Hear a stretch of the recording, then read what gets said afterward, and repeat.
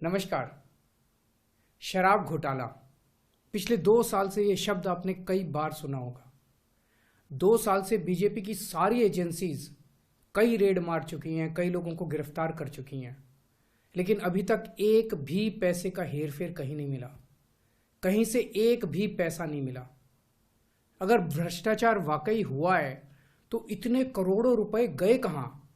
क्या सारा पैसा हवा में गायब हो गया? सच्चाई यह है कि किसी तरह का कोई भ्रष्टाचार हुआ ही नहीं।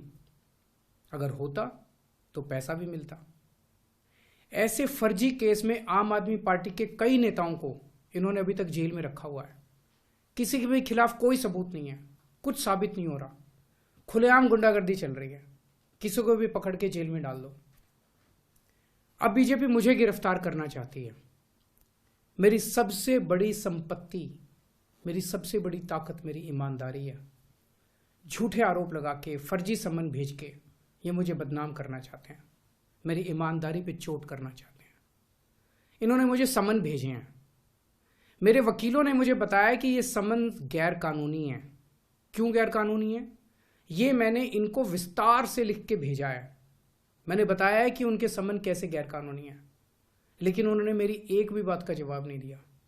इसका मतलब उनके पास मेरी बातों का जवाब नहीं है। इसका मतलब वे भी मानते हैं कि उनका नोटिस गैर कानूनी है। क्या मुझे एक गैर कानूनी सम्मन का पालन करना चाहिए? अगर कानूनी रूप से सही सम्मन आएगा तो मैं पूरा सहयोग करूंगा। बीजेपी का मकसद जांच करना तो है ही नहीं।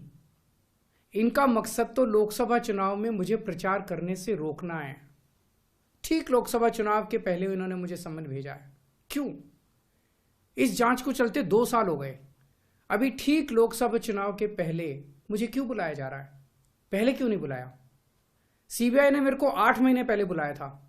मैं सीबीआई में गया था, उनके सारे जवाब भी दिए थे। लेकिन अब ये लोग ठीक लोकसभा चुनाव के 2 महीने पहले मुझे बुला रहे हैं। तो बीजेपी का मकसद कोई पूछताछ करना थोड़ी है। इनका मकसद है पूछताछ के बहाने केजरीवाल को बुला लो और उसे गिरफ्तार कर लो, ताकि मैं लोकसभा चुनाव में प्रचार ना कर पाऊं। आज बीजेपी भ्रष्टाचारियों को नहीं पकड़ रही, बल्कि खुलेआम ईडी और सीबीआई का इस्तेमाल करके दूसरी पार्टियों के नेताओं को तोड़ के बीजेपी में शामिल करवाने का काम किया जा रहा है। एक नहीं, 2 नहीं, कितने उदाहरण हैं जहां किसी पार्टी के नेता के खिलाफ ईडी सीबीआई के मामले चल रहे थे या उन पे गंभीर आरोप लगे हुए थे। जैसे ही वो नेता बीजेपी में शामिल हुए, उनके सारे पुराने मामले बंद कर दिए गए या ठंडे बस्ते में डाल दिए गए। तो जो इनकी पार्टी ज्वाइन कर लेता है